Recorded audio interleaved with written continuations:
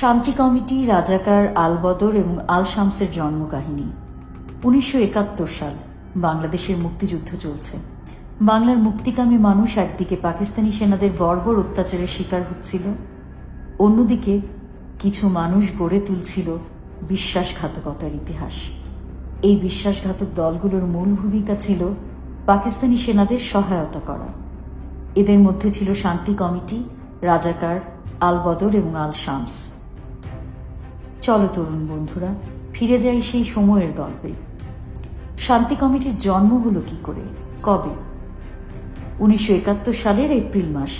ঢাকা শহরের বড় নেতা খাজা খায়রুদ্দিন, গোলাম আজম, AQM শফিকুল ইসলাম এবং সায়েদ মাসুম প্রমুখ মিলে গঠন করলেন শান্তি কমিটি। এর লক্ষ্য ছিল মুক্তিযোদ্ধাদের দমন এবং পাকিস্তানি সেনাদের সহায়তা করা। এই কমিটির প্রধানকে বলা হতো চেয়ারম্যান। শান্তি কমিটি হিন্দু সম্প্রদায়ের উপর নিপীড়ন শুরু করল। তারা হিন্দুদের ধর্মান্তরিত করার জন্য চাপ দিত। প্রথমে জামায়াতে ইসলামী ও দক্ষিণপন্থী রাজনৈতিক দলের সমর্থকেরা যোগ দিল, পরে সাধারণ মানুষকেও ভয় দেখিয়ে তাদের দলে ভিড়িয়ে নেওয়া হয়। আল বদর বাহিনীর গল্প।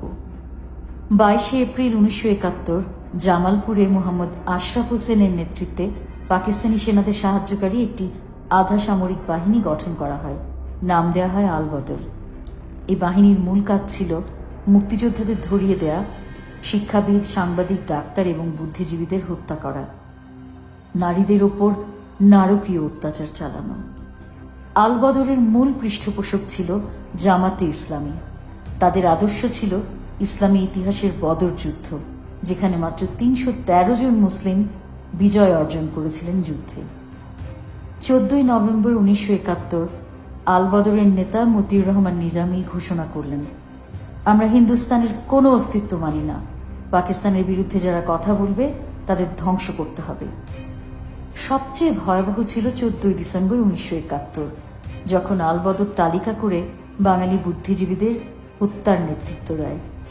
মুক্তিযুদ্ধের শেষ দিকে পরাজয় নিশ্চিত অনুধাবন করতে পেরে পাকিস্তানি সেনাদের সহায়তায় এরা দেশের শ্রেষ্ঠ মেধাবীদের হত্যা করে, যাতে নতুন করে জন্ম নেওয়া দেশটি সহজে মাথা তুলে দাঁড়াতে না পারে। রাজাকারদের উত্থান। রাজাকার শব্দটির অর্থ স্বেচ্ছাসেবক, কিন্তু 1971 সালে এই শব্দটি পরিচিতি পায় বিশ্বাসঘাতকতার প্রতীক হিসেবে। মে মাস 1971 খুলনার খান জাহান আলী রোডের আনসার ক্যাম্পে জামায়াতে ইসলামীর মৌলানা AKM ইউসুফ রাজাকার বাহিনী গঠন করেন। প্রথমে এই বাহিনীর সদস্য ছিল মাত্র 96 জন, পরে তাদের সংখ্যা দ্রুত বাড়তে থাকে। পাকিস্তানের সামরিক শাসক জেনারেল টিক্কা খান 1 জুন 1971 সালে রাজাকারদের আনুষ্ঠানিক স্বীকৃতি দেয়। রাজাকাররা প্রশিক্ষণ পেত পাকিস্তানি সেনাদের কাছ থেকে। তাদের প্রধান কাজ ছিল মুক্তিযোদ্ধা ও সাধারণ মানুষের ওপর নির্যাতন চালানো। আল শামস বাহিনী। পাকিস্তানি সেনাদের সহায়তায় গঠিত আরেকটি বাহিনী ছিল আল শামস, যার অর্থ সূর্য।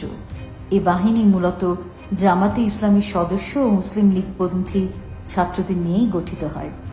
মৌলানা মতিউর রহমান নিজামী এবং পরে আলী আহসান মুজাহিদ এ বাহিনীর নেতৃত্ব দেন।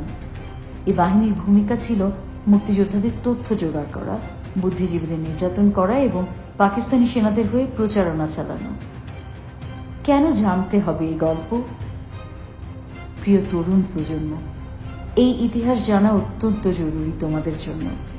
একসময় দেশের ভেতরে থেকেও কিছু মানুষ নিজের স্বার্থে দেশের সঙ্গে বিশ্বাসঘাতকতা করেছিল। তাদের সঙ্গে আমরা লড়েছি, তাদের অপকর্ম ইতিহাসের পাতায় লেখা আছে। মুক্তিযুদ্ধের সময় যে বিশ্বাসঘাতকেরা আমাদের দেশকে রক্তে ভাসিয়েছে, তাদের চেনা আর জানা আমাদের দায়িত্ব।